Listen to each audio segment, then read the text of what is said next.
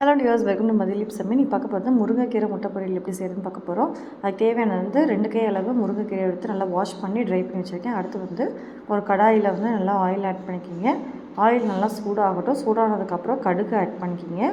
கடுகு நல்லா பொரியட்டும். நல்லா பொரிஞ்சதுக்கப்புறம் உளுந்தம்பருப்பு ஆட் பண்ணிக்கிங்க. உளுந்தம்பருப்பு நல்லா கோல்டன் ப்ரௌன் ஆகணும், அது வரைக்கும் விட்டுறணும். அதுக்கப்புறம் ஒரு வரமிளகா, உங்களுக்கு காரத்துக்கு தகுந்தாப்புல 2 வரமிளகா கூட ஆட் பண்ணிக்கலாம். அது நல்லா பொரிஞ்சதுக்கப்புறம் நம்ம ஒரு பெரிய வெங்காயத்தை நல்லா குட்டி குட்டியாக கட் பண்ணி ஆட் பண்ணிக்கலாம். தேவையான அளவு உப்பு ஆட் பண்ணிக்கோங்க.